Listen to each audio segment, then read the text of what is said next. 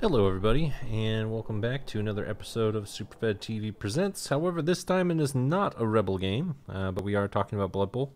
I will be reviewing a game for another coach in the North American TTS League. Angrypanda has asked me to review his most recent game against Vorrt, who is also another well-known coach who also plays in the Rebel. This is a Woodelf versus Dwarf match, and playoff match in the World Cup season that's currently underway in the NATTS.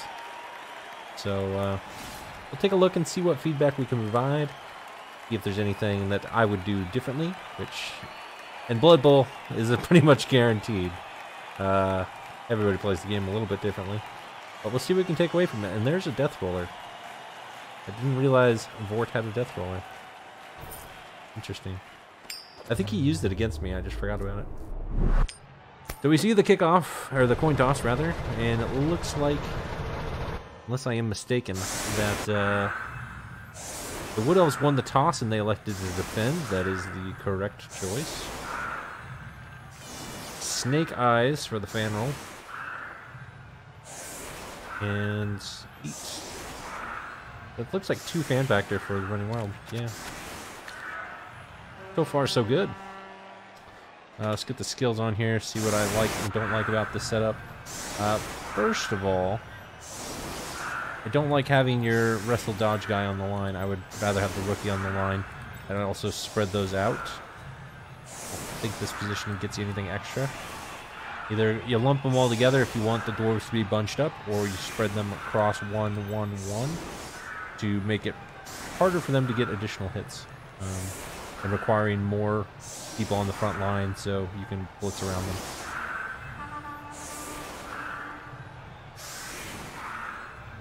Other than that, assessing the team, we've got an Agi 5 Balaj step catcher. That's really nice. A couple war dancers. I think I saw a stat up on one of them. 2 fan factor makes the reroll very much in his favor. Nice deep kick.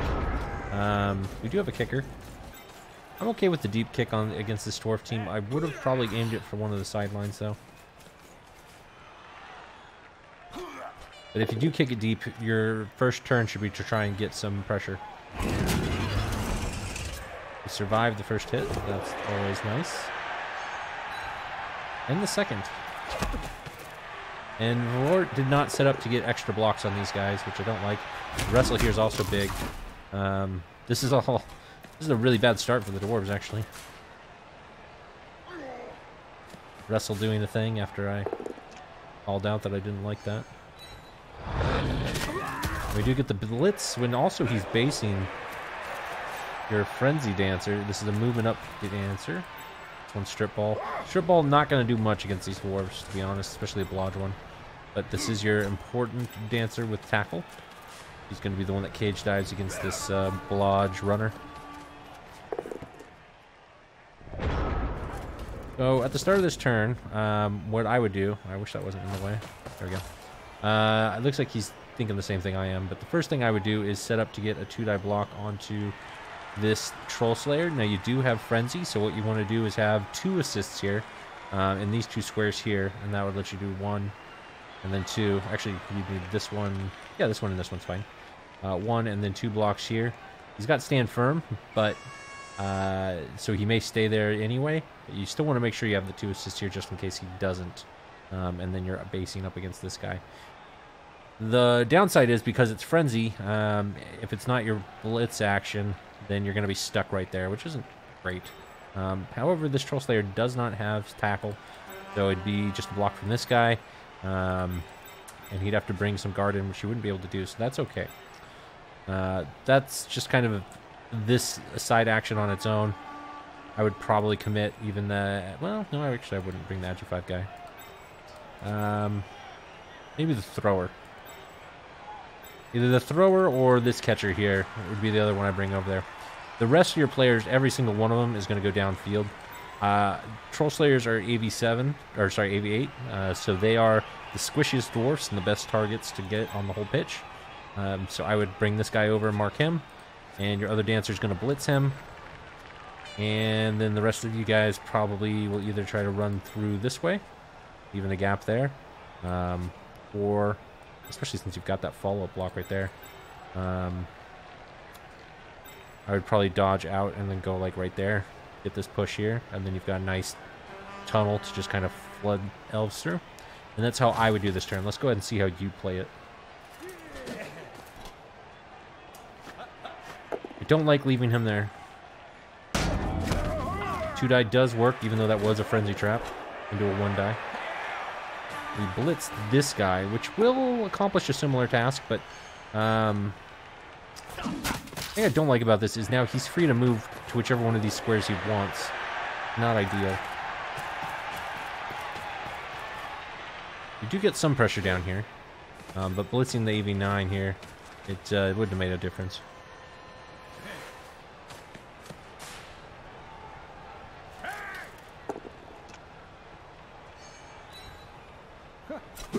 Don't follow that up, and so the drawback to that is now he can position this guard into a really good place. Even though you're not getting hit as much this turn, you are letting him position his guard where he wants, so we'll see how this goes.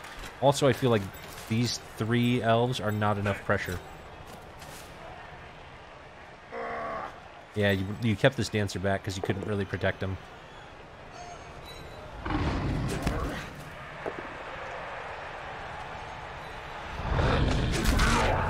Vorrt gets his first removal of the game in this Soul Lineman, and because he's the only one on this side of the pitch, we can assume that the ball's just going to come up here, and any pressure that he's going to be feeling is kind of negated. I would have liked this dancer to come over along with a 3rd player, just to kind of screen for the dancer, and then he's under immediate pressure and has to come up with a cage right away. Now he's able to cage up, so wouldn't have made too big of a difference. Guard does reposition here.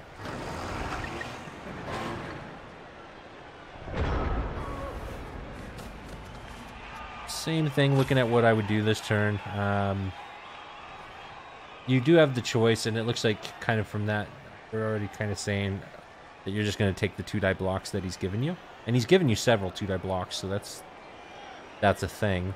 The drawback is when you're playing against these dwarves, taking these odd 2-die blocks off to the side is giving up a lot of field position. These 4 guys are going to take, if you count right here, you're already committing a lot of pieces to just knocking them over. So, especially if you're not going to foul, like when this guy's on the ground. And I don't expect you to. I don't think that you're going to be the kind of coach that fouls with no bench. But you certainly could. I mean, if you're going to play the removal game against these dwarves, you want to make sure that you get big fouls. And you could set up to get a big foul here, but you're going to be giving up a whole lot of pitch to do it. Alternatively, what you can do is kind of make it to where if he wants to cage, he's going to have to base you. And so that would be like 2 here and like 2 here, and maybe still a blitz on this guy again. Because again, he's the squishiest one that you can punch with AV8. If you use your blitz on one of these guys just to knock the other guy over and you knock this guy over, odds are very low that you're going to actually get a removal on one of those. Your best chance of getting a removal is to foul this guy and to blitz this guy. See how you play it.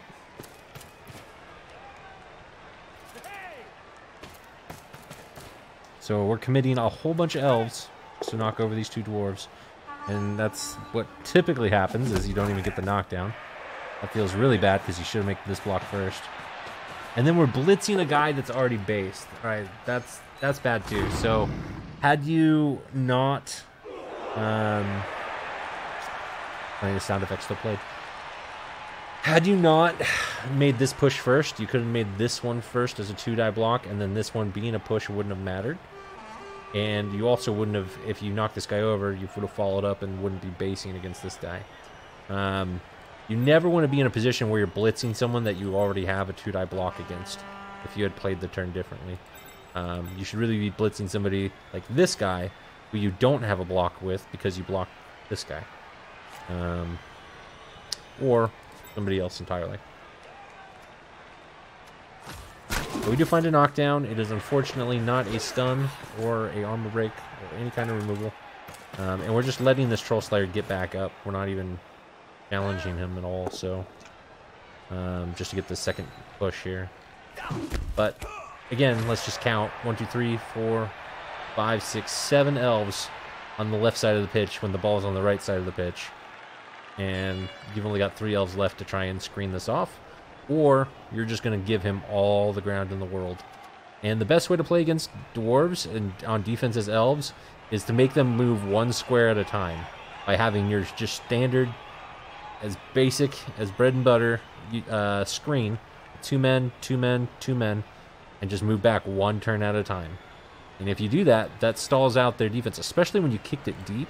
That's kind of in line with that play. The way you're playing, you should have probably kicked it short, because then it would have forced him to have to give up more of these 2-die blocks in order for you to do it. So it's basically just what I'm saying here is have a consistent plan and execute it the same way that you've made your other decisions.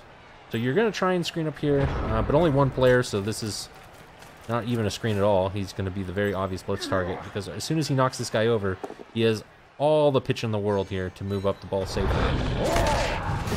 And that is a KO for his second removal.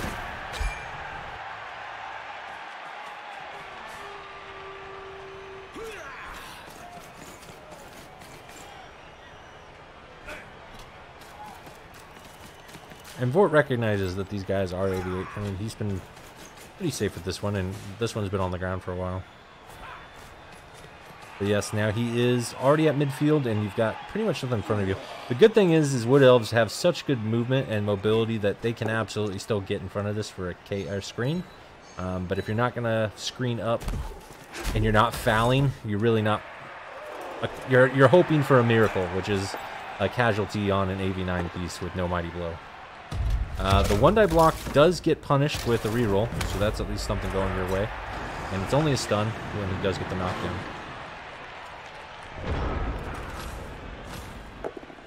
Alright, once again we are... That's a lovely sight. Once again we are looking at a turn where you've got a couple free 2-die blocks. You want to take those, but you don't want to commit any other resources to them. You want to maybe just make this 1 2-die block right here, this 1 2-die block here, and then every other elf that is not used for one of those blocks needs to be repositioning. And your best blitz target is actually probably this Troll Slayer. You're not going to mess with the Death Roller at all. Ideally, you would love nothing more than for him to be blitzing with this Death Roller, because A, it doesn't have block or tackle, and B, because it's a loner, and if he screws up on, you know, a 3-die or 2-die block with that thing, it is going to be, well, it's going to be bad for him.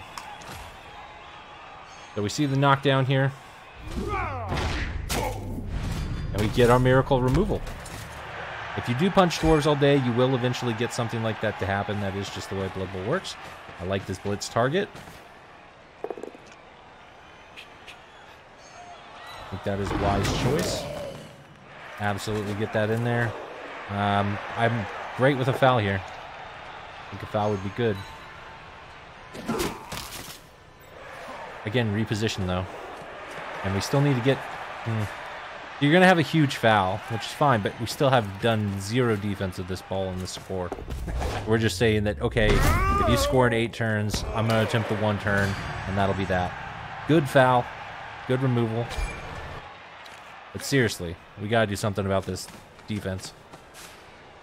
And moving this far back isn't doing anything. Maybe protecting you from the Longbeard blitz, but it's not slowing up this this ball, and that's kind of what your objective should be here. But you did even these numbers out, so it is 2 removals, 2 removals. And there's still enough pitch for you to play the 1 square game, but you have to commit to it hard. Cannot let any dwarves get behind you at this point, and you just need to make sure you get bodies in the right position. They're still out of position. And Vorrt here, you can see, is struggling with the fact that he's down 2 numbers compared to yours. He's having to choose his targets carefully. This guy is still exposed as well, so I wouldn't hate a blitz on him, but please get people over here.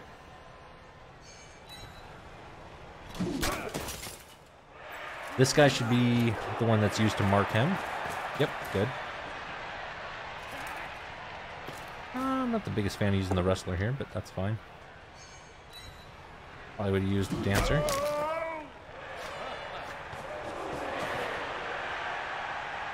So it looks like we're going to keep playing the foul game, which we know there's consequences to, but we still haven't seen enough of a screen. So when Vorrt wants to, he can still move this another 4 squares up, 3 squares up. And that is getting to the point where you can no longer stall out.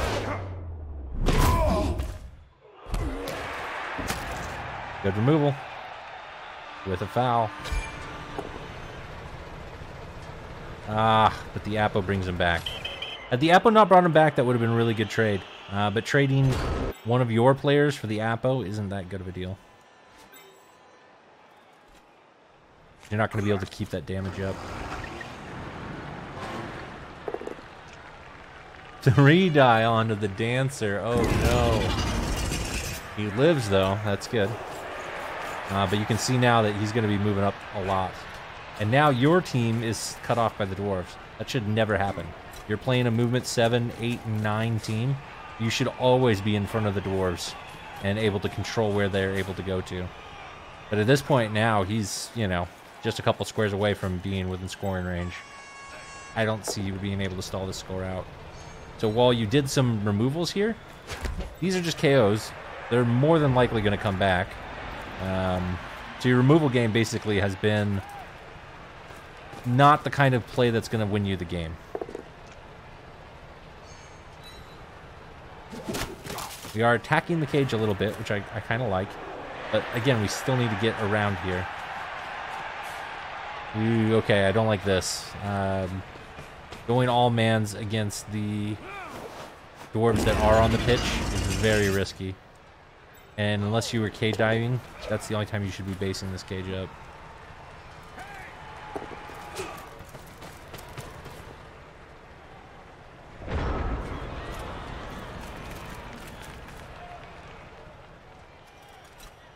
I mean, this is a very easy 2-die with tackle and block.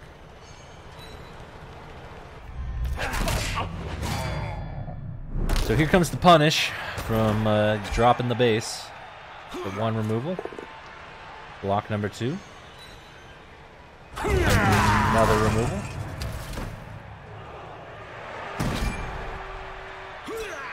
Block number 3. No removal this time.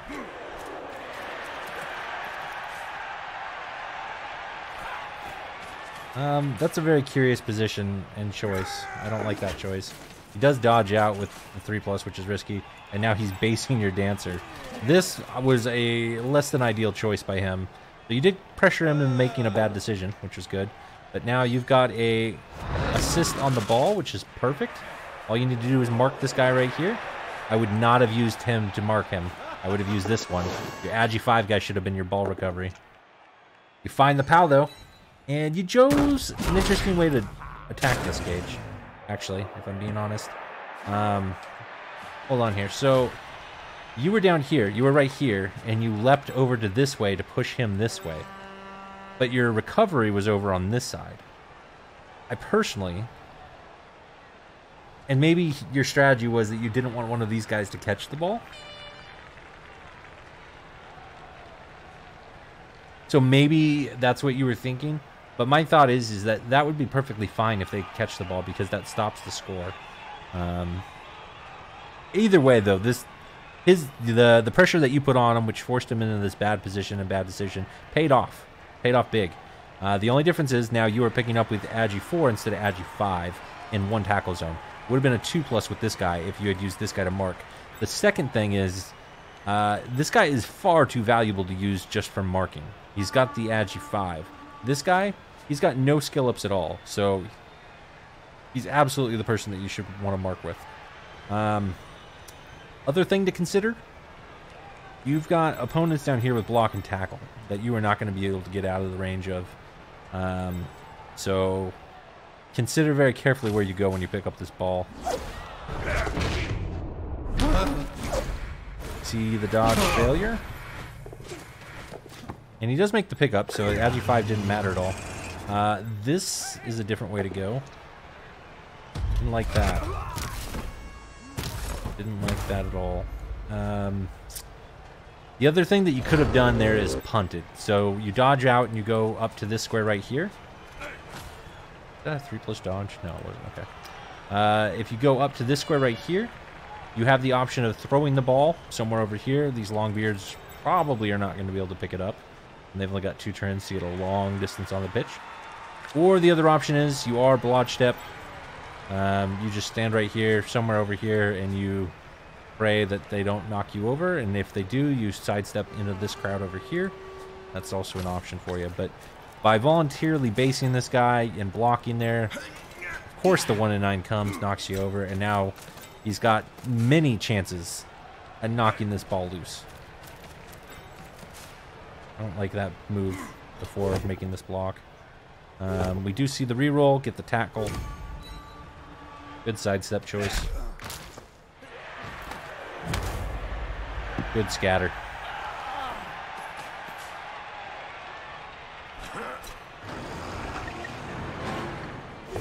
I don't know about this, but this guy is certainly finding the POWs. Death rollers don't usually find the POWs in my opinion. And that was a good block as well. So you actually ended up stalling out fine. The first thing I would do is see if I can get a scoring threat. And it looks like it's going to be difficult. Your best bet is going to be, yeah, to leap with this Vorrt answer and just book it. But I'm fine with you going to make the pickup first on this guy. Yeah, that's, of course, a reroll any day of the week. Oh, the snake. Ah, the snake. Very poorly timed. That's gonna hurt. This turn's gonna hurt.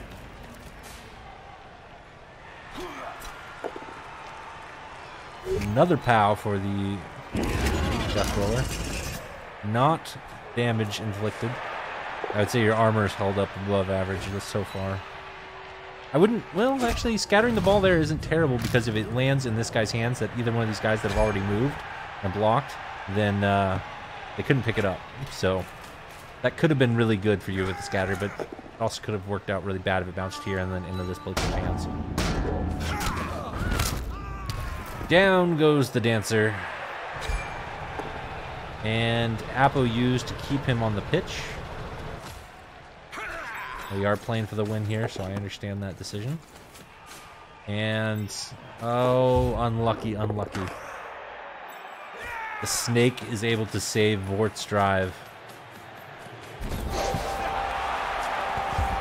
So, my biggest criticism and feedback here is, on this drive, that all of your shenanigans and dive plays could have happened on his side of the pitch.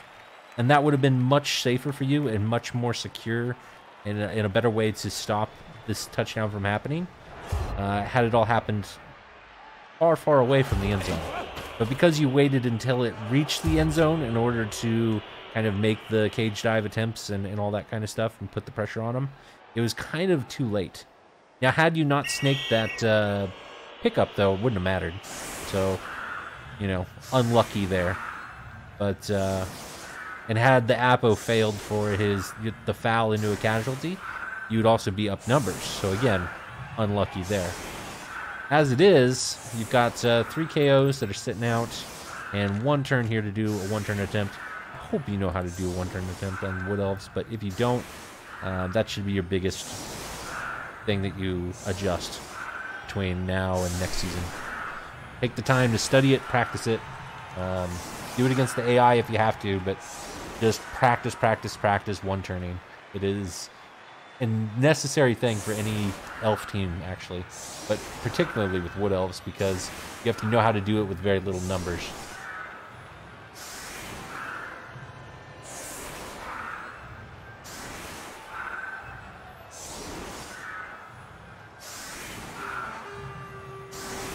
Something tells me that you don't know, because the first thing that stands out is this guy stand firm. He is not the guy to do this with.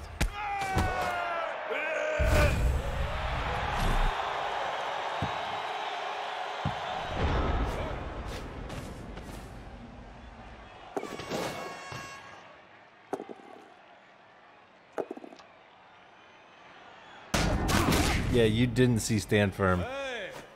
That's a big boo-boo.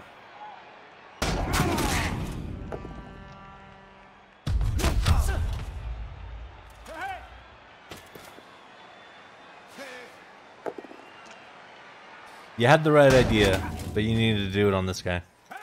Or the dodge guy if you wanted to catch him sleeping. Oh well.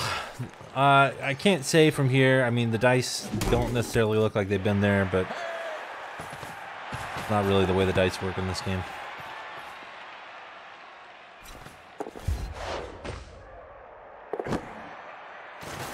So you get your vanity pass. Definitely, you need to be practicing your one turn though.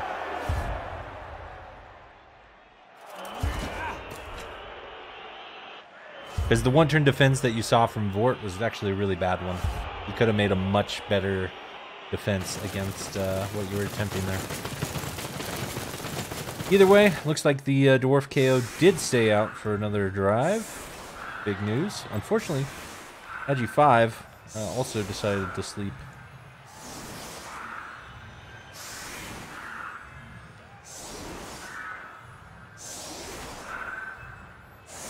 Now you have the uncomfortable position of playing for the 2-1 when you are down a touchdown. Here's the thing. It is probably overtime format, I believe, because you're in the playoffs. So overtime is really bad for elves. Why?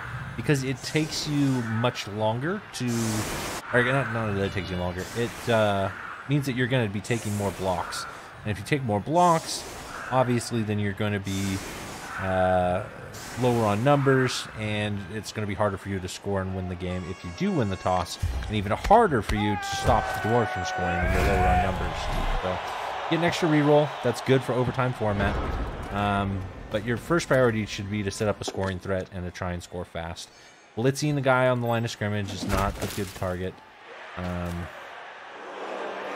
but looks like you take it. Again, you're still trying to get this attrition game going against these dwarves. This is an AV busted dwarf. That's nice. Get 3 knockdowns, but to no one's surprise, you also don't get any removals here. I don't like this. I think you should be moving upfield, scoring quickly. If you're stalling as these elves, when you're down a touchdown, you're only making it harder for you to win this game. This should be a 2-turn, no questions asked.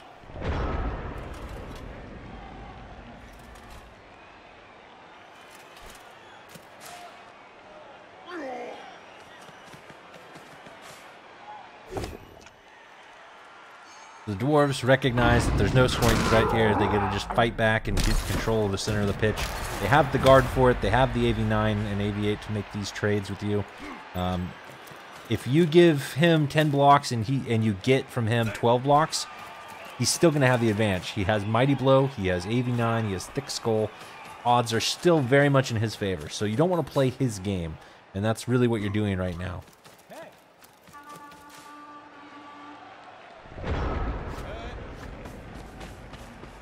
And for those of you other than Angrypanda watching this video, it may seem like I'm being critical of everything that he does, and it's not my intent. He specifically asked for this review, so I'm just trying to give him as many different things to think about as possible. And some of the plays that he is doing are not necessarily bad or wrong or not what I would do, but it's still just, you know, feedback form.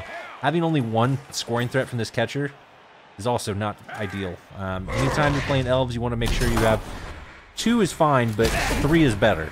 If you can have 3 scoring threats, that means that your opponent's defense has to choose between pressuring the ball, knocking down one of the threats, and then marking the other 2. But then that's really not. I mean, that's doing too many things with the players that he has. And so by having 3 targets and then the ball, he's got to spread his forces out. Here, we see very clearly you only have 1 threat for scoring. So either he knocks this over and blitzes it, or he just marks it up like he's doing right now. And then that allows the rest of his players to move up the pitch and go after other threats. This dancer here was in a very bad position, and now the only bright side is he is not based with tackle, so you can make a 3+2+ to get out of there, but that's still not a great spot. He should never have been in that position.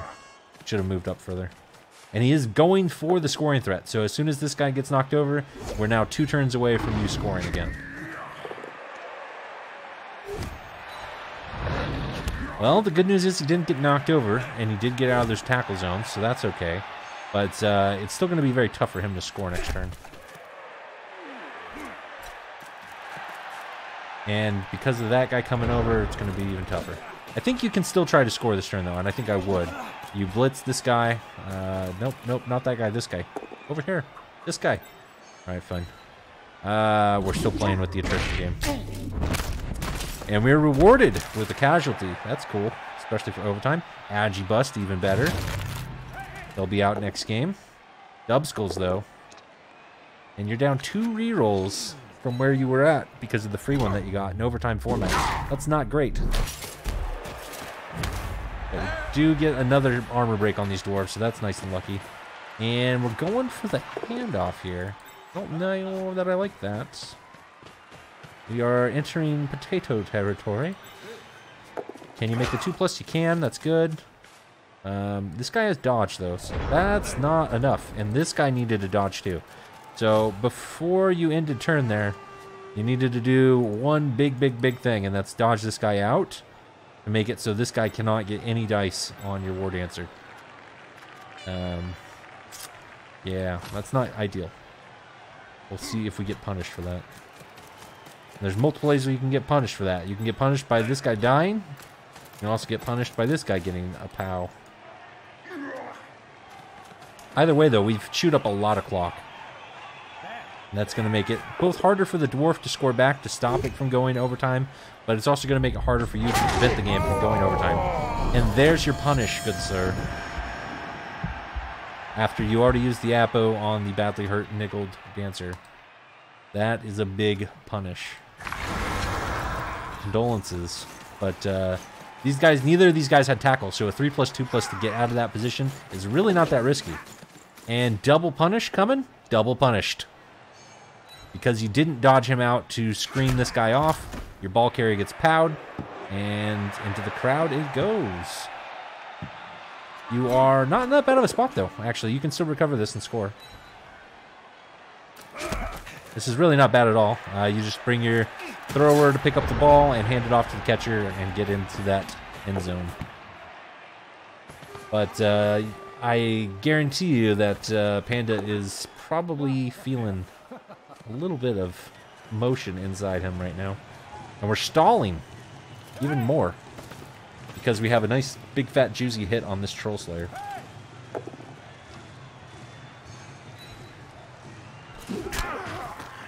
Problem is you're stalling within range of this Longbeard and you're not even marking it, so can't say I'm a big fan of that.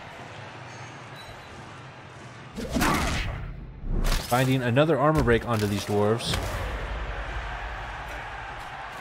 And yep, first action, Longbeard Blitz. GFI. Not rewarded with the tackle, and he didn't actually even use his team reroll there. I personally, in Vort's position, would have used my team reroll with tackle against that blodge catcher. Odds are pretty high that you actually get the knockdown with that reroll, but fair enough. Vorrt obviously feeling very confident about going to overtime in this particular situation. And there we go. First action does get the dodge out.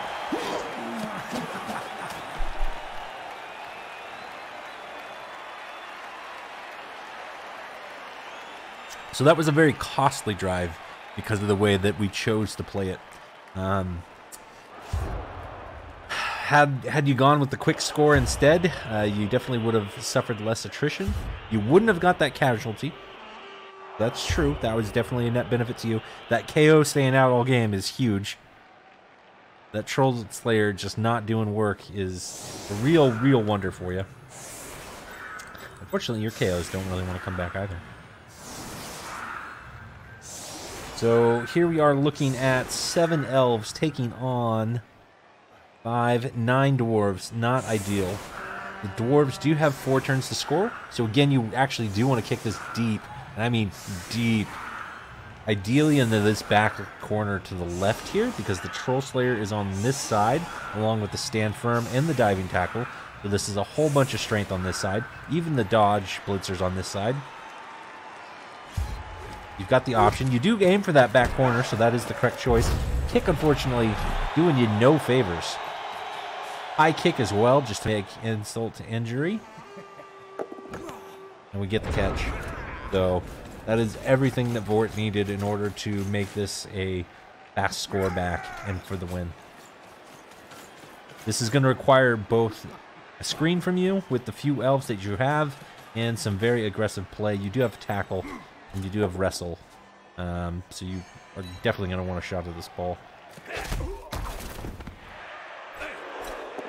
Depending on where this dwarf goes, you have a couple options here. Just a push. There's the knockdown. Into the stun. Now you're trying to mount a defense with 6 elves. And your options are getting smaller and smaller by the block. Make that 5 elves. And now you're definitely in the position that I was in all too often this season, having to choose what to do here. So you've got a 5+ dodge for a shot with wrestle. I don't hate that option. Alternatively, and what it looks like you're going for is marking here and jumping in here. I would have actually liked you to mark both these guys by standing right here, and then you don't have to stand this guy up, but whatevs. And your lead positioning, I don't like because it looks like you're next to a guard piece. Yeah, you were next to a guard piece. So facing those guys did absolutely nothing for you. I don't know why I keep getting that poke. Anytime the camera changes, I have to hit escape to move back out. So what happened there was you leaped into this square next to these 2 pieces with guard. Had you gone to this square, these guys are marked and it would have been a 1 dice. There's a big difference. You need to be able to recognize where the guard is and choose your target more carefully. These squares matter. Every single one of these squares means different things. And the fact that you ran this guy around to mark this guy tells me that you wanted to go here, but maybe you miscounted the squares because you were right here and you were unsure or didn't want to roll those GFIs, but the GFIs would have been absolutely worth the risk. All you need to do is run to this square right here, so that would have been... Oh, I'll just go back. Oh, there we go. Okay. So from right here, you've got 8 movement. 1, 2, 3, 4, 5, 6, 7. And then it would have been a GFI to jump in there. But absolutely would have been worth it. 1, 2, 3, 4, 5, 6, 7. Leap. Yeah, I make that every day of the week. So he's on the ground. And now we see Atomic Love Boogie and their response to this. The other thing that you did not do was move, or well, these guys were stunned, so they weren't going anywhere. But you could have moved your kicker, and I wouldn't have hated that. This guy was, of course, going to be the ball recovery, so fine, leave him where he is. Otherwise, I mean, this is a minor thing, really. We do see the blitz onto this guy that was marked. I don't actually like that for him. I would have really gone after this wrestle guy, because he's in the way. Doesn't matter. He's punished with, or he's rewarded with the pow and a removal. Had that guy knock on down, it actually would have been a bit trickier for him. But now the numbers again are getting even smaller for these elves. And that, of course, makes the dwarf's life all the easier. I mean, there is a point where you can't even screen as elves if you just don't have the bodies for it. It takes, generally speaking, I would say 7 elves to do an effective defensive screen. And that's with one of them being blotched up. Here we go. Now, because of what happened last turn, he's got guard on every square here. So there's now no way for you to get a 1 dice. Every dice that you throw at this ball carrier is going to be red. Last turn, that was not the case. That was definitely a missed opportunity. So you've got to try and make him do something else here. Or go for the red dice. Looks like we're going for the red dice. And this time we get the pow. Oh, the red dice pow. Guess what? He catches the scatter because he's just in that perfect spot to do such a thing. That's unfortunate, but that does happen a lot when you cage dive. The more cage diving you do, the more you see that that's a thing. But you're in a decent position. You've marked a couple of them. This guy's a blitz, this guy's a knockoff, this guy's a knockoff here. And if all these blocks go well, then the dwarves are still capable of scoring. That is a dub skull. Ooh. Unfortunately for you, we did not set up a scoring threat because we did not check the turn time. So let me go back to the turn where we jumped in here. This turn. This guy needed to go down the field. Did we do anything with him this turn? We got that. That was good. Got that. That was good. Where did he go? Guy marks over here. Oh, he's on diving tackle. And then we threw that block. So instead of throwing this block right here, this 1 die, which we don't even have block, so that's a 3+1 die. Instead of a 3+1 die, what you should have done is made the 2+ dodge and just booked it downfield.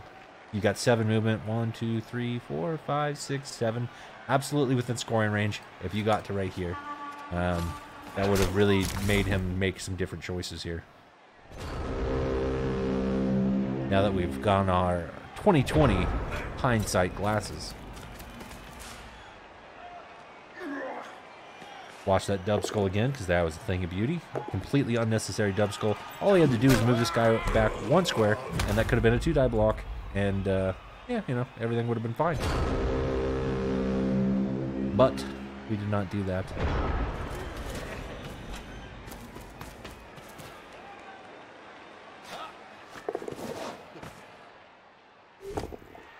Another red die leap, resulting in a knockdown. That was super unnecessary and highly risky. It was turn 16. He was never going to score. He has no one in range. That was just a bunch of unnecessary dice. And these guys are all based up, so you're probably going to take some attrition as punishment for that decision.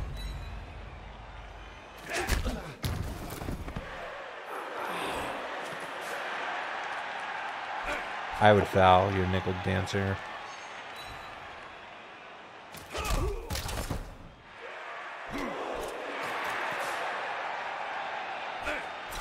That was unnecessary. It was only strength 2. Just have a blitz, so come over and blitz him. Or foul. That too.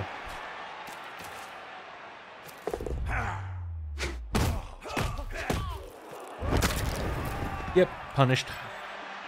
So instead of making that unnecessary red dice, what you should have done is leapt out this way and then just ran away from the tackle. That would have kept your dancer alive for overtime. Doesn't matter though. Overtime is golden score, so as long as the Woodelfs win the toss here, they're going to be in great shape and they're going to still be able to win this game. If they lose the toss here, they're going to be in some really rough territory.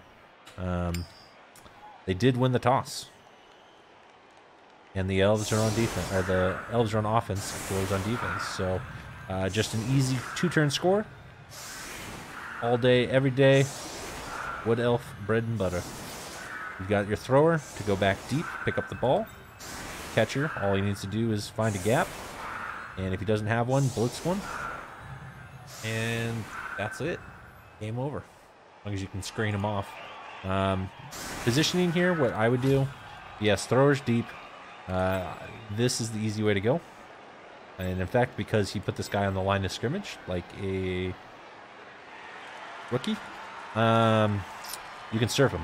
So put one here, you put one here, you put your catcher here. You have your other 3 guys right here. And you don't make any of these blocks on the line of scrimmage, by the way. Nope, move him up. Up, up. No, no, no. Why are we balanced? You only have 6 players. If he rolls a blitz on this kickoff event, it doesn't matter where these guys stand. They're in range of getting knocked over, and then the ball's recovered. So if you know that you can't do anything about the blitz in the first place, none of this stuff should happen this way. You need to go all in on the 2-turn score. 3 guys right here. One guy right here, the catcher, that's your scoring threat. It's going to go deep. And the kicker right here, who's going to be screening for him. You might actually even flip that because he doesn't need to go super deep.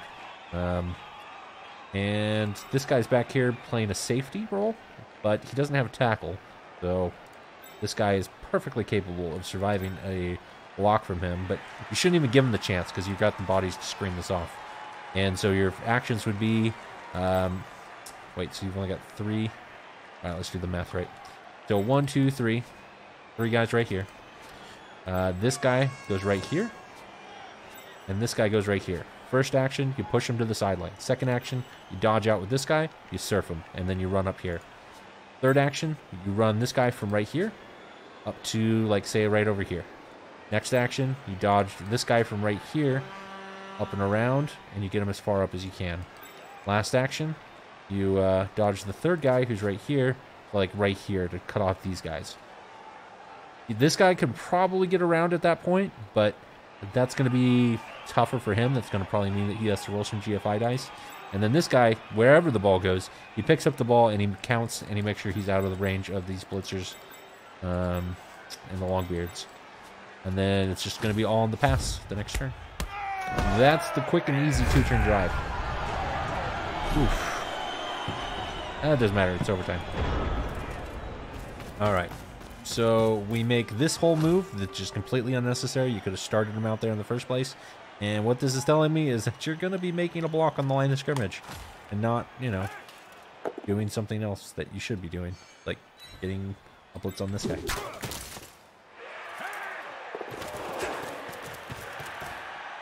But we do find a hole. Costs us our blitz action to do so. But it's not actually screening anything off, really. This catcher is completely vulnerable to Frenzy Blitz and this runner. And we're just going for it this turn. That I don't like very much either, but okay. Potato time. Potato time. We make the dodge. We do mark this guy, so that's okay. That's a little less starchy. But we just have one guy, which is the same thing as what I was doing. But what I was doing was going to get this guy off the pitch entirely. And this guy would have to make the blitz when this guy doesn't have the ball yet. So your thrower would be back here and drawing some attention from these dwarves. Little better. But here we go. Let us see how it comes to be.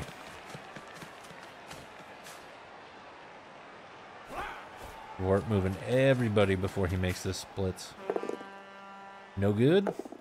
Finds a pow. Unjust. Into a stun, even worse. He can pick up that ball. He does fail the GFI though. Okay.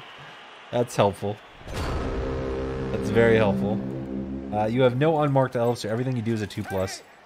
I like the choice to use the wrestler. Probably the one I would use too. Now you got to get this guy out. See, if you use this guy, you would have been fine without using that GFI. So that was a little bit of unnecessary dice there, but okay. I don't like that position. Okay. Get that Troll Slayer on the run. Good. Don't like the base there. That's unnecessary. And that's fine.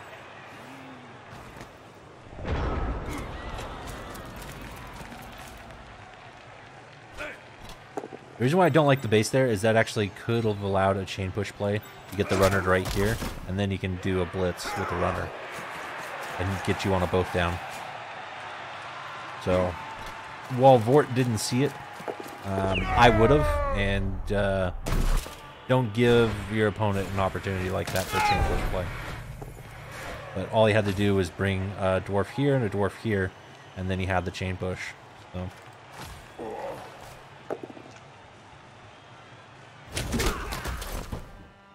But that's going to do it, folks. Providing that you don't fail this... oh, he failed. Okay. I was going to say, you probably will have a dodge, a block, but you couldn't quite get there. So that's going to be the match. So yeah, gave you hopefully some food for thought there, Angrypanda. Hope I didn't come across as too critical either. Just trying to give you a bunch of different ways that I would have played the match, and some holistic advice towards playing Wood Elves, picking a strategy, sticking to it. And for the most part, you did. The strategy you picked is just one that I personally question, because you have 0 Mighty Blow, you have 0 bench, and you were against AV8 and AV9 with a whole bunch of Thick Skull and Mighty Blow and Tackle. So, and Guard. So to me, you were playing like you were playing Orcs. Well, not Orcs, because you had the ball kind of separate. You were playing like you were playing Lizardmen? Is that what I'm seeing? I don't know. It just didn't feel like Wood Elves. Let me just put it this way. It didn't feel like Wood Elves. So, for what it's worth. I'm going to guess that you were, yeah, mid-40s in the block range. 30 is the magic number, but you kept these block numbers really close. So you were basically brawling with him, right? He got 44 blocks, you got 37 blocks. That's brawly. That's, I would expect these kinds of numbers from like a human Kislev match, not a dwarf Wood Elf match. But you did get some removals for it, so credit to you there. Getting those removals definitely helped you out this game. Had, you know, the removals not come and that KO came back earlier, I think you would have been in a bit of a tougher spot and may not have been able to make it to overtime. So, dice rolls, probably not too crazy. Actually, I would have killed these dice on my Pro Elves. Oh my god. I don't think I had a single game where it was this many 6s compared to this many 1s. Ooh, doggy. That is obviously the injury rolls. You don't want those to be 6s, but still, that is a lot. But yeah, hopefully you watch this and maybe see where you might have been able to prevent a death. That one. That's gonna do it. Thanks for watching, everybody. Thank you for requesting this Angrypanda. I enjoyed it, and good luck with the rest of your playoff run. You're still in it, even without your movement up dancer. Enjoy the inducements. Bye.